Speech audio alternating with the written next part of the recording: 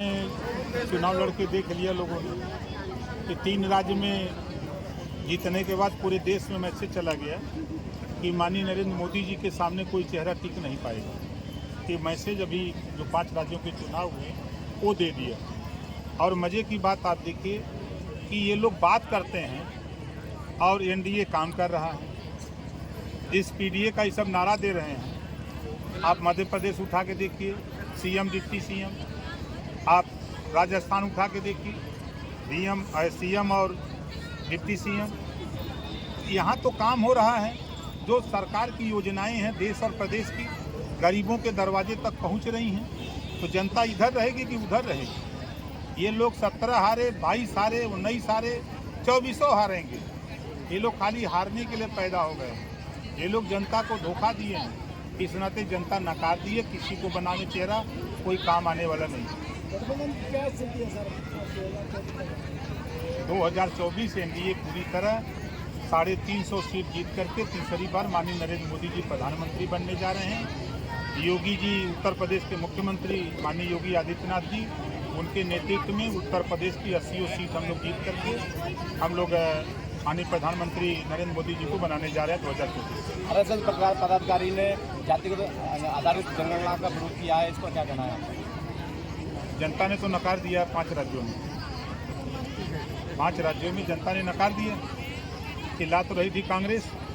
उसी कांग्रेस की बात जब 2011 की जनगणना सार्वजनिक करने की बात आई तो लोकसभा के अंदर वो बिल को किसने फाड़ा था? राहुल जी ने ही फाड़ा था ना।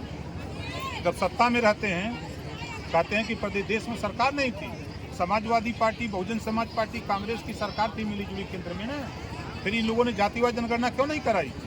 उत्तर प्रदेश में सत्ता में थे अखिलेश जी खुद 5 साल, इन्होंने क्यों नहीं कराया?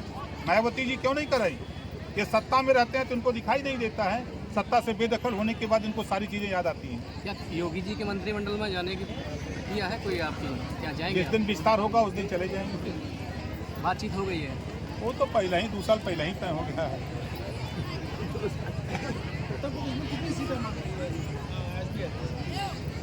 जब सीट बटेगा तो हम आपको बता दें कितनी सीट चाहिए। हम लोगों को सीट का झगड़ा नहीं है। हम लोगों का झगड़ा बस सिर्फ इतना है कि माननीय मोदी जी को प्रधानमंत्री तीसरी बार बनाने का झगड़ा है। सर, संसद में जब विपक्षी सांसदों को कार्रवाई की हुई है और बाहर निकाली है तो क्या करेंगे?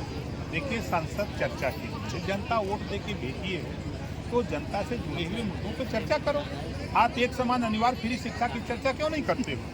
आप देश में रोजगार परक शिक्षा कक्षा 4 से लागू कराने के कानून क्यों नहीं बनवाते हो? आप देश में गरीबों के फ्री इलाज की कानून क्यों नहीं बनाते हो? रोहिणी आयोग का गठन हुआ है, 27% आरक्षण को पूरे देश में बांट कर देने के लिए, उस पर चर्चा क्यों नहीं करते हो? महिलाओं की जो दुखी हैं, महिलाओं को आज पूरे देश की महिलाएं चाहती हैं कि पूरे देश में शराबबंदी हो, इस पर चर्चा क्यों नहीं करते हो? आज ज़रूरत है महिलाओं को 33% नौकरियों में रिजर्वेशन देकर इनके भी सिपाही, दरोगा, सीओ, एसपी बनाने की, इस पर बहस क्यों नहीं करते हैं? ये फिजूल की चर्चा विपक्ष के लोग करते हैं। मुद्दों से ये भाग रहे हैं। सदन चर्चा के लिए बना हुआ है, सदन हंगामा के लिए नहीं। सर, तो बाहर निकलकर उनकी नकल उतारी गई थी, क्या करें? अब वही लोग कर सकते हैं। अब बहुत लंबे समय तक यही करबे करेंगे।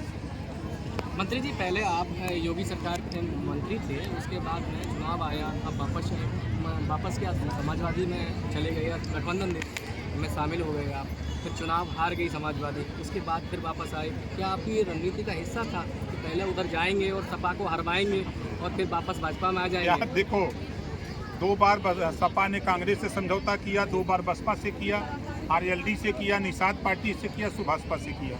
8 बार गठबंधन करते हैं तब आप उनसे सवाल नहीं करते हो। कांग्रेस गठबंधन करती है तो आप सवाल नहीं करते हो। बसपा गठबंधन करती है तो सवाल नहीं करते हो। बीजेपी ने आज बताओ 38 दलों का गठबंधन। ये गठबंधन क्यों होते हैं? प्रदेश और देश के विकास के लिए, सरकार बना करके जनता के मुद्दों को लागू करने के लिए, उनकी समस्या को हल करने के लिए होते हैं।